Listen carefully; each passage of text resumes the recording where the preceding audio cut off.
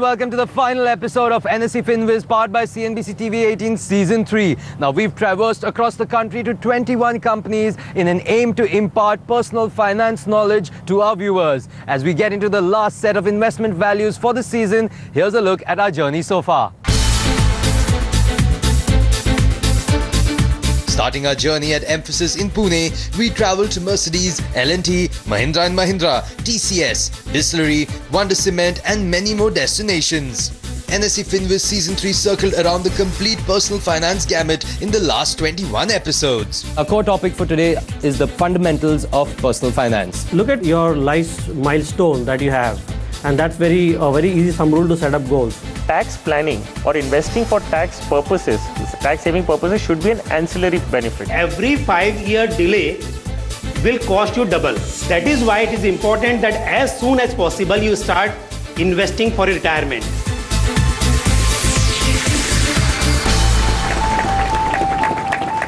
Like a reliable insurance policy, we hope that these lessons have been able to help you build a financially secure future for yourself. And join us today as we talk about the importance of insurance with the employees of India's largest manufacturer of lead-acid battery storage products, Exide Industries, in their head office in Kolkata. The country's largest manufacturer of lead-acid storage batteries and power storage solutions provider, Exide Industries offers one of the widest range of batteries for every conceivable application in automotive as well as industrial segments. And we're now joined by our two very special experts. We have Kalpesh Asher, who's a CFP and the founder at Full Circle Financial Planners. Welcome to the show, Kalpesh. And we have Harshvardhan Roongta, who's also a CFP with Roongta Securities. Welcome to the show, Harsh. And our core topic for today is insurance. Harsh, when we talk about insurance, I want to start first with life insurance. Is it important for a person to have life insurance? And there are so many products out there in the market. What's some of the maybe 1-2 important points that a person should have in mind when they buy a life insurance policy? Well, Sumit, when you talk about insurance, it's important to understand what is insurance. So let's understand a situation. There are certain events in life which could have financial implications on a person or his family. Now, which could be death of the earning member in the family, which could be illness and hospitalization, could be disability. Now, there are some kind of financial implications if there was a death of the earning member. How do you mitigate this risk? In case you're not there, how do you make sure your family still gets the income that you were generating and the day-to-day expenses of the family is taken care of? So the process of transferring this risk is called insurance. The institution which takes this risk on themselves is called an insurance company. So the process is very simple. We're talking about a situation which is going to have financial implication on the family, and you do not want that to happen. Right. So you buy a product, you buy a policy, as it is called, which promises you that in case of an untimely demise, your family is going to be compensated for a particular amount, for which you have to pay a small cost, which is called premium. Now, having understood this, let's understand how important life insurance is. If you are the earning member of the family and you have dependents, imagine a situation where something happens to you. So there, we know death is certain. We do not know when it is going to happen. So time is uncertain. If it were to happen, how do you protect your family financially? Emotionally, of course, nobody can replace you. The process is life insurance. Okay. The best form of buying insurance is that you buy in the form of a pure term cover. So it's not a savings element attached to it. It's a pure risk cover. You pay a premium, you get a sum insured. If something happens to you, the family is given the sum insured. And if nothing happens, that is a cost that you have paid to protect your family financially. That's all. Kalpesh, so Harsh says term insurance is the best form of insurance to buy. But people always come back and saying, term insurance, I'm putting that money, and if I don't die in that period, I'll lose that money. Secondly, why not do a ULIP? So I'm getting my investments and my earnings together. So what's the thought on that? So this is the most popular misconception we all have about insurance as a product.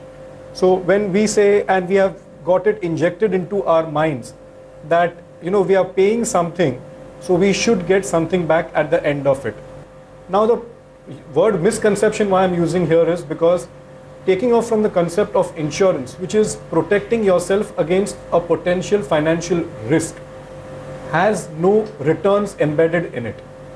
So just to give a simple example, I will probably draw an analogy from the concept of a health insurance, which is your mediclaim or when you're hospitalized. So you do that, say for a certain amount of 5 lakh or something like that. Now when you do that and you pay a certain premium in that, you wouldn't surely pray day in day out that for 11 months I haven't fallen ill and my premium is still like 1 month pending, so please let me get hospitalized. You will be on the contrary happy that you didn't get hospitalized, and what have you paid for it? A petty premium. So the same concept should be drawn to a life insurance, the term plan concept, that you paid for a protection of a larger risk which your family will incur if you are not there. Now coming to the question which Sumit asked, that the products which are embedded with the investment element in it are the products which are having a high amount of premium also attached to them. And when one and one get to gather there, it is not 3 but it is surely just 1, because these are disguised products. And the same thing, so even the word ULIP, if you were to break up the word, it is a unit linked insurance plan, and the units you are buying is straight linked to the market. And the same word we use in a mutual fund, which is you're buying units. So what's the big difference? And why should I club both the concepts together, which is insurance and investments? So to cut it short, the simple thing is keep insurance and investments separate. Insurance is for protection. Investments are for growth.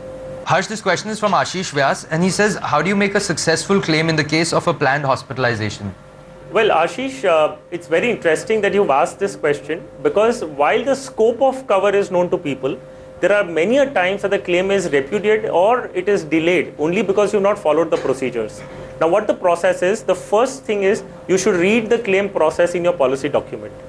By and large, the terms and conditions are similar, which is you need to intimate the company in advance. You need to tell them that this is the kind of hospitalization that you're going to go to. This is the surgery that you've been advised. There has to be a doctor's certificate advising you to undergo a surgery. So attach that with your intimation to the insurance company. When you do that, they will at least put on records and they know that on a particular date in a particular hospital, the patient is going to be admitted. After that, you need to apply for a cashless. If the hospital is under the cashless network, you need to go and do the documentation with the hospital, take an estimate, go to your consulting doctor, take an estimate, get it attested by the hospital and send it to the TPA or the insurance company directly. So TPA is a third party administrator if they've been appointed by an insurance company, and you to send these documents duly certified by the hospital to the TPA for approval. What the TPA will do is they will examine the kind of claim, that the amount that they feel is appropriate, and they will sanction a particular amount and send that intimation to the hospital. After which you undergo your hospitalization. If there is a discharge, as and when there is a discharge, you collect all the original receipts, because there is a difference that you might have to pay.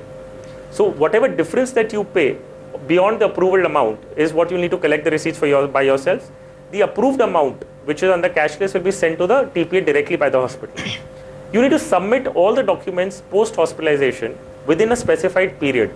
Some companies have this period of 7 days, some have it up to 30 days. That you need to check in the policy document which you have, and then submit all the documents within those time periods.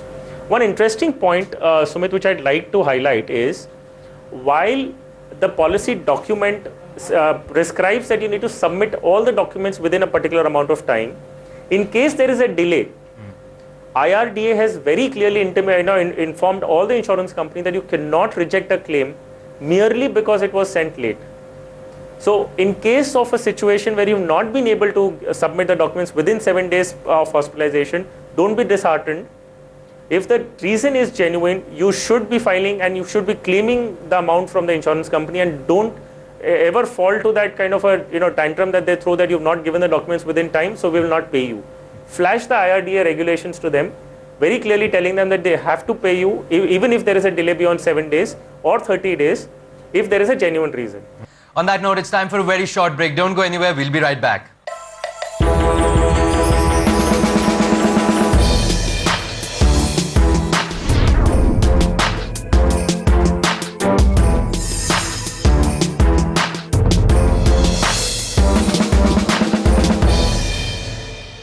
Welcome back. You're watching NSE FinWiz, powered by CNBC TV-18 Season 3. Kalpesh, when we talk about mutual funds, it's a general perspective that mutual funds is only for equity, but that's not true. Mutual funds can get access to the debt market, so which is, you could say, equivalent to fixed deposit for ease of understanding, you could say. So, could you tell us a little bit about that? Why is it beneficial to again use the mutual fund route to invest in the debt market? Okay. So, there's a different category apart from equity, which we call the debt-based mutual funds, which is nothing but your fixed income securities. And when we say equities and debt, it automatically sums up into something called a balanced portfolio. So it is not that you are only looking at one type of a product. You are looking at something different also. So for a simple terminology, it could just be risk versus non-risk. It is not elimination of risk, it is lesser amount of risk. So when we say fixed income products, which we would like to know about, so a simple product which comes to every person's mind, if you don't know mutual funds, is your conventional bank FD. Now we are seeing that your bank FD's rate, because of the declining interest rate scenario, your bank FD rates are coming down by the hour or by the month, I would say. So that is not a happy place to be right now. So when you invest, like what Harsh was explaining, in a host of equities, in an equity-based mutual fund, a similar concept is drawn out by the fund manager while purchasing different fixed income securities and making a debt-based portfolio. So if you have a larger term horizon of investment in debt, you would buy government securities of 10-year and 5-year and 15-year term horizons. If you have a shorter term, shorter investment time horizon, you would buy the treasury bills, 6-month paper of the commercial paper which you have, or you would go into small corporate FDs. But here it is a mixture of all the fixed income securities. There is no element of equity in this. So the returns also, you all should be reasonable in expecting when you invest in debt that it is going to be in a fixed range. It cannot be like a pendulum swing like an equity.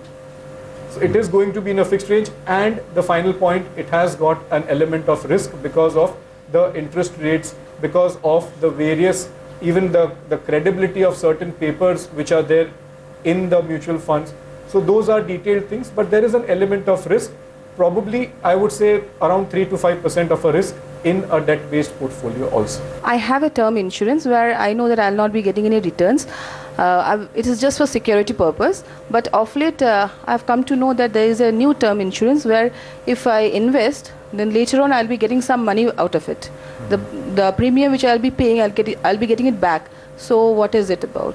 The policies that you're talking about, the plans that you're talking about, are called term insurance with return of premium. Right. So they're nothing but all the premiums that you've paid over a period of time, Yes. and if nothing happens to you, the premium is returned back to you without any gains on it. Right. However, when you compare the premium amount, it's going to be almost 3 to 4 times of the regular premium that you pay for a term insurance. Now you need to do the math. Why are you buying an insurance policy? Now take for example, if you're paying a 10,000 rupees for a 1 crore life cover, wherein nothing comes back if nothing happens to you. Or else you pay a 40,000 rupees for a 1 crore cover, and you get that 40,000 into the number of years just simply back in your hand. Wouldn't you be better off investing the 30,000 rupees on your own and making sure that you get that money back in your hand? The second point you need to keep in mind, if something happens to you in the next 30 years, you have paid 4 times more premium for the same cover. In case of demise, the premiums are not returned back. The premiums are returned only in case you live up to maturity. Okay. So if something were to happen to you 5 years hence, you have paid 4 times more premium for the same cover. And what is the value of money going to be? The premium that you've paid just by itself, the principal amount after 30 years maybe. So the efficient manner is that you buy a term policy and simply consider it as a cost and not look at anything. You know, these products are developed because of a mentality that people don't like nothing coming back to them. Right. So they address to one set of audience, which is fine. But if you are efficient enough and you're smart enough to buy a term policy right now, I don't think you should look at moving into a return of premium policies. You're watching NSE FinWiz, powered by CNBC TV-18 Season 3. It's time for a short break. We'll be right back.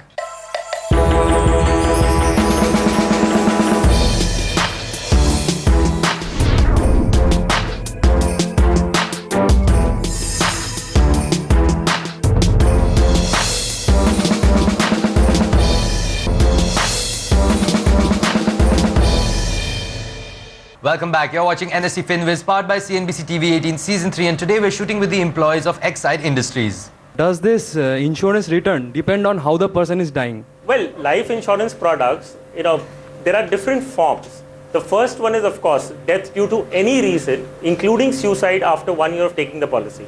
So what it means is when you bought a life insurance policy, and even if an individual commits suicide after 1 year of taking the policy, the coverage amount is paid to the family.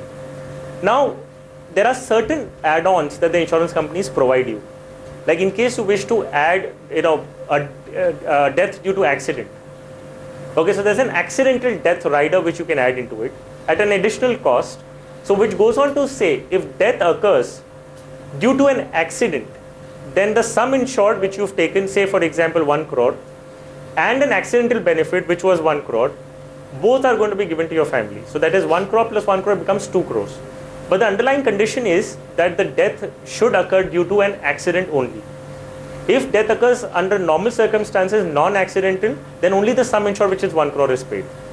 So you can enhance the cover in case you feel that there is a specific risk to yourself. If you travel a lot to work, if you're on field, if you're a marketing executive, and you are required to go to different companies, and that's your job profile, that you need to meet your customers, and you know that you're going to be traveling on motorbikes and you're going to be using public transport for that matter, then you may want to add an accidental rider in your policy. For someone in the age bracket of 40s and planning for retirement, what would you suggest as an ideal retirement plan, including all kinds of products, maybe mutual funds, SIPs or equities or FDs? How would one go about it? When you do retirement planning, first of all, we need to understand what is the type of a corpus which you would require. And it all depends basically on, first of all, your present set of expenses.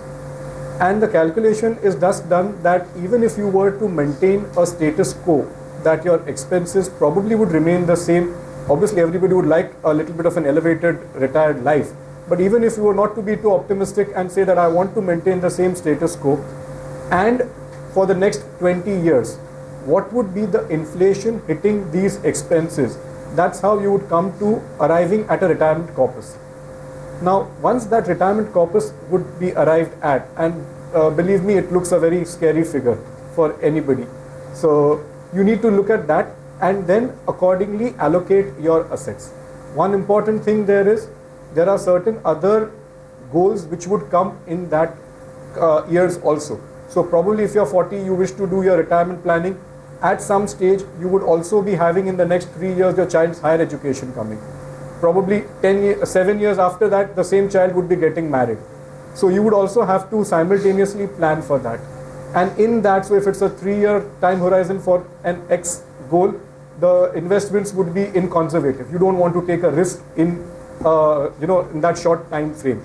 So accordingly to the goals. So simply speaking, if it's a 20-year time horizon and there's nothing in between, the simple answer would be around a 75 to 80% type of your allocation towards equity, and 20% just to keep the balance intact would be in debt. So this is not a thumb rule, but I'm just giving probably a small roadmap for you to commence it. If I have a moderate to high risk appetite, what portfolio or what investment option should I be looking for? There are several parameters which you design a portfolio. One is, of course, what your requirements are.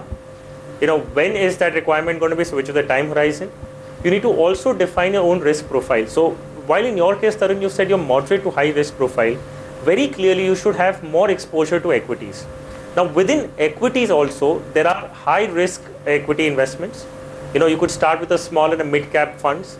Okay, they have the potential of going up, much faster than the large cap ones, but at the same time, they go down also equally faster. So because you have a moderate to high risk profile, you could bet some bit of or a large part of your money into small and mid cap funds.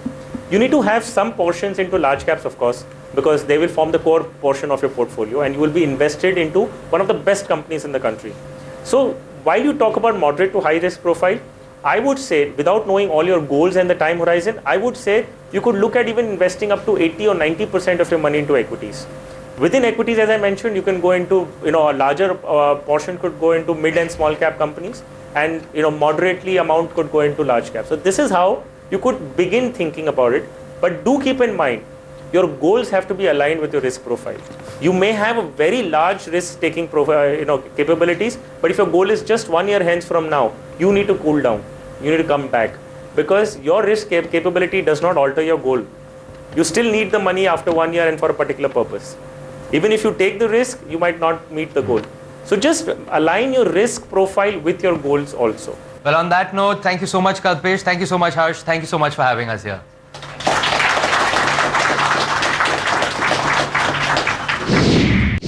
It's a fantastic initiative because it made money easy.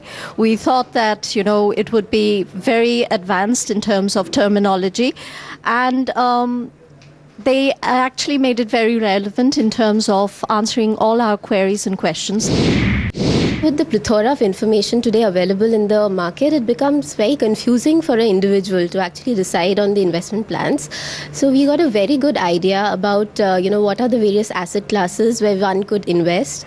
And I think the key takeaway for me was that the early you start, the lesser you actually need to shell out to get your targeted corpus. So I'm definitely going to personally go back and relook at my investment portfolio. Well, that's all on the third season of NSE FinWiz, powered by CNBC TV-18. But with a promise to keep educating you about the mantras of personal finance, we're signing off from the City of Joy. Please do subscribe to our YouTube channel and also log on to our website so that you can keep updated on how best to manage your personal financial portfolio. From the entire team, many thanks for watching.